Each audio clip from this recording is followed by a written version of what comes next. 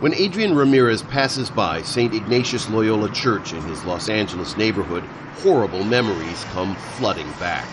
This is where his nightmare began. I'm constantly reliving it. Beginning at the age of 11, Ramirez was brutally and repeatedly raped hundreds of times by a man studying for the priesthood who had been placed in charge of youth activities in the parish. After the youth groups, he would rape me in his car. He would,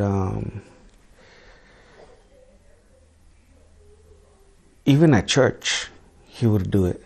And to say, imagine it's God that's touching you. Who does that to a kid? God is saying this is okay, you know? I'm bleeding.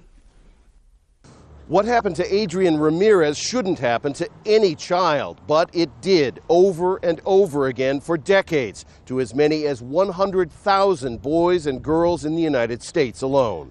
It's a worldwide crisis. Catholic clergy have abused children in over a dozen countries. Because it is the most despicable crime. Patrick Wall is a former priest who is now a leading advocate for abuse survivors. You know, at least in a physical murder, the pain is done. But when it comes to the sexual abuse of a child, that pain never ends. And it's always there. It's always rubbing at them. High church officials sought to cover up the scandals. Bishops like Roger Mahoney of Los Angeles and Bernard Law of Boston shuffled pedophile priests from one parish to another and hid abuse allegations from police and prosecutors. The priest or the priest and lawyer would say to the child and the family is, you really don't want to come forward and put shame upon you and your family, as if it was the child's fault. The fallout from the scandal has rocked the church to its core. In the U.S. alone, 6,000 priests were laicized and dozens went to prison for sex crimes.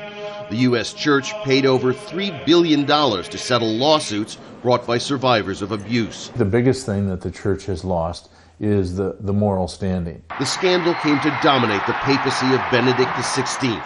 He met with victims personally to apologize and instituted some reforms. But survivors say what is needed now is action, holding priests and bishops accountable. The new pope has an opportunity to reset the priorities of the church.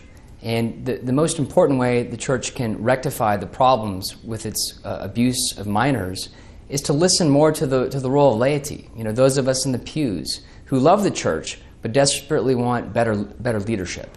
For Adrian Ramirez, the wounds have never healed. He struggled with drug and alcohol addiction and attempted suicide as a teenager.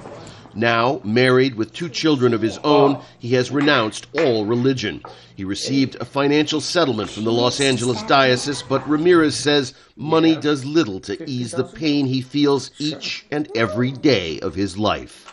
It's constantly repeating itself. It's like a videotape. You know, I guess you could say I'm not at peace. A tormented man and a church forever stained by unspeakable crimes. Rob Reynolds, Al Jazeera, Los Angeles.